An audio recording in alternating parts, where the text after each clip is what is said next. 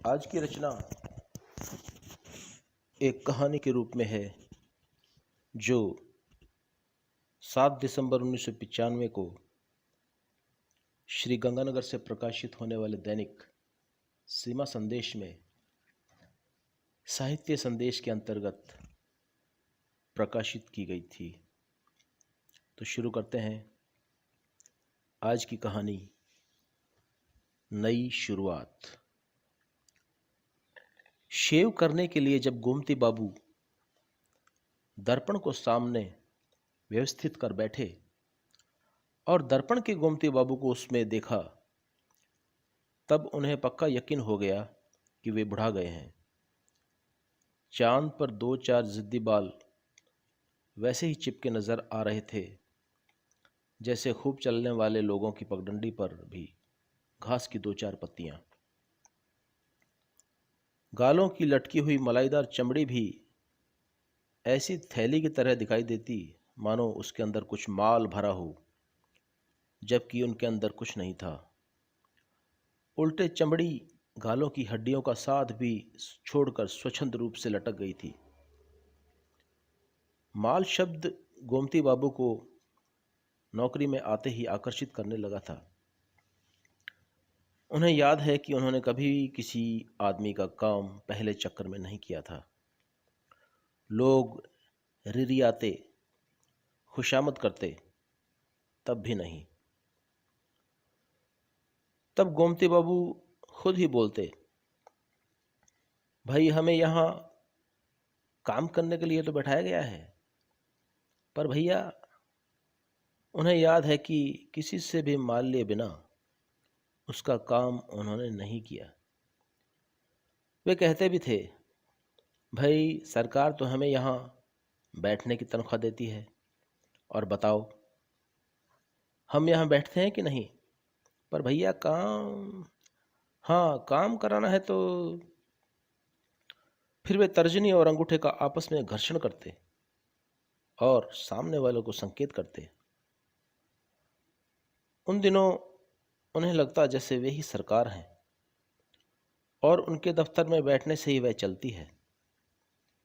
वे नहीं बैठे होते तो काम करने वाला यानी दफ्तर में बैठने वाला कोई नहीं होता, तो सरकार को निश्चित रूप से फेल ही होना होता।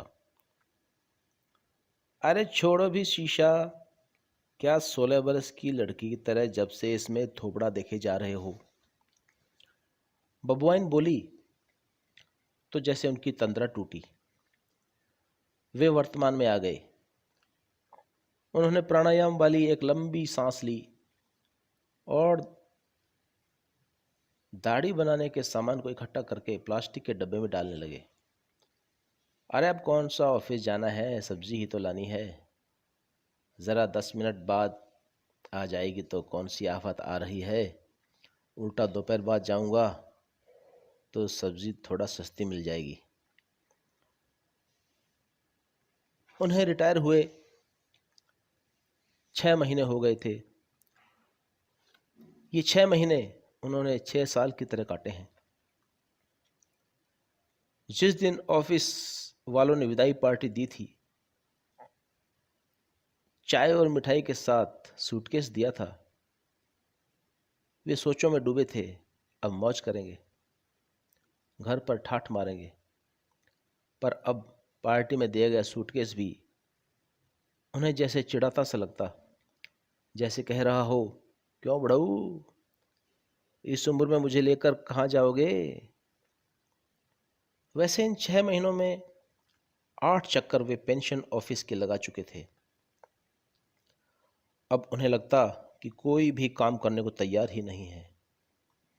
कोई चाय की प्याली में नाक डुबोए है, कोई गाय बकरी की तरह सफ़ेद ही नहीं कत्थई जुगाली कर रहा है, कोई मूंगफली में मुंह मार रहा है, जैसे यही सब करने वाले ऑफिस में बैठे हैं। ऐसा कीजिए बड़े बाबू, आप 21 तारीख को आइए। पर आज तो 8 ही हुई है। आज ही महीने के आखिरी दिनों में आएंगे तो आपका काम जल्दी होगा। वे सब्जी टटोलते, हाथ मारते उसका भाव पूछते जा रहे थे। उनका हाथ हल्के से उठा, फिर लटक गया। अच्छा, तब तो ऑफिस के बड़े चक्कर लगाता था, जब अपने बाप की जगह नौकरी लगने को मारा मारा फिरता था। अब चुपचाप बगल से निकल गया, दुआ सलाम भी नहीं। वह सिर्फ उमेश की ही बात नहीं है। गोमती बाबू को इस बात का भली भांति भान था कि दफ्तरी दुनिया की तुलना में नमस्ते राम राम कहने वालों की संख्या आधी से भी कम रह गई है। दूसरों की क्या बात करें, उनके अपने दोनों बेटे इसी शहर में रहते हैं, पर महीनों निकाल देते हैं, मिलने जुलने तक नहीं आते। बेटी की चिट्ठी से उनके कलेजे में ठंडक जरूर पहुंचती है। विचारों में मगन धीरे धीरे वे अपने घर की ओर लौट पड़े। बाबा दे दे, खुदा के नाम पे, भगवान के नाम पे दे दे बाबा। उन्होंने देखा कि भिखारी सड़क किनारे मैली गुदड़ी चीकट रजाई पर बैठा चारों ओर फैली धूप की तरह अपने हाथ फैलाए जा रहा था, मानो किसी को भी बिना कुछ लिए जाने नहीं देना चाहता था। पर लोग उसको नहीं, अपनी इच्छा से ही कुछ दे या नहीं दे रहे थे। गोमती बाबू तत्काल गहरी सोच में डूब गए। उन्हें अपने भूतकाल और भिखारी के वर्तमान में एक गहरे संबंध का कटु अनुभव होने लगा। यह अनुभव बबूल के कांटे की मानिंद उनके हृदय में चुभा चला जा रहा था। खट खट खट। जब घंटी के बटन को दबाने पर कोई आवाज नहीं हुई तो उन्होंने दरवाजा खटखटाया।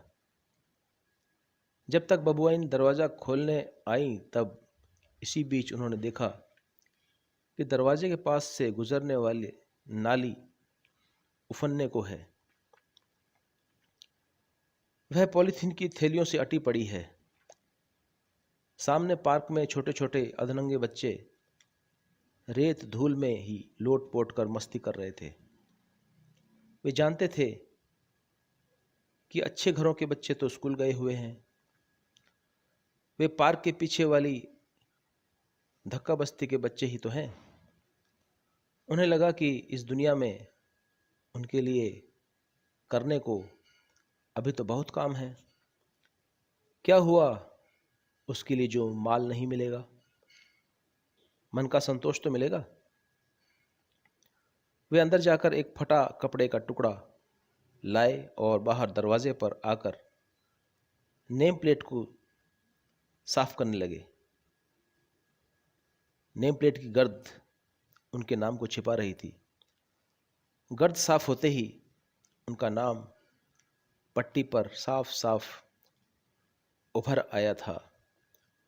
उन्होंने जिंदगी की नए सिरे से शुरुआत जो कर ली थी,